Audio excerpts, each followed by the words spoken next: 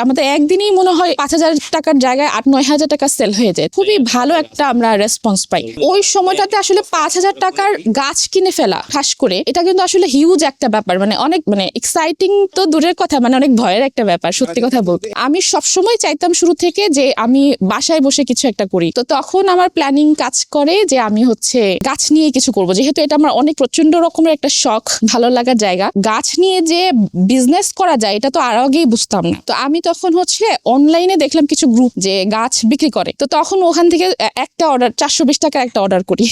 420 টাকার অর্ডার করার পর আমার কাছে ভালো লাগে জিনিসটা, আরে অনলাইনেও গাছ বেচা যায়, এটা বেচেও থাকে, আসে 2-3 দিন পর। আমার খুবই কৌতূহল থাকে যে আসলে গাছটা বাঁচবে কিনা, কিন্তু আসলে যখন আসছে 2-3 দিন পর দেখা যায় না, গাছ তো ভালো আছে। আর তখনই আমার আইডিয়াটা আসলো যে আসলে তাহলে তো এটা নিয়ে বিজনেস করা যায়। আমি খুব স্টাডি করতে থাকি আসলে পাইকারি গাছ কোথায় পাওয়া যায় এবং ভালো কোয়ালিটির বা ভ্যারাইটির গাছ, ভালো ভ্যারাইটি বা নতুন ভ্যারাইটি। তো আমরা একটা দাদার সন্ধান পাই, ওইটাও আমি খুব খুঁজে কারণ এগুলা সোর্স না পাওয়া যায় না, চাইলেই খুব ঘোরা লাগে। তো আমরা ওই দাদার কাছে প্রথম গিয়ে সাকুলেন্ট আনি এবং ওই সাকুলেন্টটাই ছিল আমাদের আসলে জীবনের বলবো বা বাগানের বলবো কি জানি না, কিন্তু টার্নিং পয়েন্ট ছিল। অনেক ভালো লাগার ছিল সেল হওয়ার আগেই। কেন ছিল? কারণ আমরা একদম পারফেক্ট একটা দামে পাইকারিতে গাছ পেয়েছিলাম। কারণ আমি অনেক আগে থেকেই অনেক টুকটাক করে বিজনেস করি। তো আমি এই জিনিসটা জানতাম যে বিজনেসে পাইকারিতে কোনো পণ্য না পাওয়া গেলে আপনি ওটাতে লাভ করতে পারবেন না। তো আমরা যে ভাইয়াটার কাছে গিয়েছিলাম, আমার মনে হচ্ছিল যে উনি আমাদেরকে পাইকারি দিবে না, বলবে পাইকারি বাট ধরাই দিবে, বাট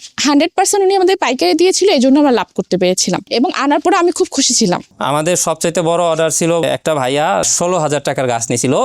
এমন একটা কাস্টমার যে সে আমাদের গাছ সেল পোস্ট দেখে সে গাছগুলো অর্ডার করছে। অর্ডার করার পর আমি নিজে গিয়ে পৌঁছাই দিয়ে আসছি, সে রিসিভ করছে এবং সে দেখেও নাই যে কি গাছ বা কেমন। তো সে বড় বাগানি, সে দেখছে, তার পছন্দ হয়েছে, সে রেখে দিছে। গাছ শখ করে কিনতাম যে আমাদের বাড়তো, আবার যতটুকু কিনে আনতাম ততটুকু সেল হয়ে যেত, বাকিটুকু আমরা রেখে দিতাম আমাদের শখ হিসাবে। তো এরকম করে আস্তে আস্তে বাড়তে থাকলো। তো 4-5 মাস এরকম বাড়তে থাকলো। তো তখন হঠাৎ করে আমার জব নিয়ে একটু সমস্যা হলো। সমস্যা হওয়ার পর তো জব ছেড়েই দিছি আর কি। তো তখন যেই গাছগুলো আমাদের বাড়তি ছিল সেই বাড়তি গাছ দিয়ে আমরা 3 মাস ব্যাকআপ পাইলাম। তো 3 মাস ব্যাকআপ পাওয়ার পর তখন আমার মাথায় ঢুকলো যে জবের কোনো আসলে সিকিউরিটি নাই গভর্নমেন্ট জব ছাড়া। তো আমার যেহেতু গাছটা আমার ভালো লাগতেছে, আমাদের ভালো লাগতেছে, আমাদের দুইজনেরই শখ, তো সেই ক্ষেত্রে আমরা গাছ নিয়ে কিছু করি। শিলাবৃষ্টি হয়েছে, নষ্ট হয়েছে, তখন আমি স্ট্রং থাকার চেষ্টা করছি। যদিও খারাপ লাগছে বাট স্ট্রং থাকার চেষ্টা করছি যে আল্লাহ একটা নিচে এর চেয়ে আরো বেশি দিবে। এবং বেশি দিছে কিভাবে, যে গাছের কুশি যদি ভেঙে যায় বা নষ্ট হয়ে যায়, একটার জায়গায় 3টা কুশি হয়, গাছ কমে না। তো দেখা যায় যেই গাছগুলো নষ্ট হয়েছে ওই গাছগুলো আবার রিকভার করে ডাবল হয়ে গেছে আলহামদুলিল্লাহ। প্রত্যেকটা জিনিসের আসলে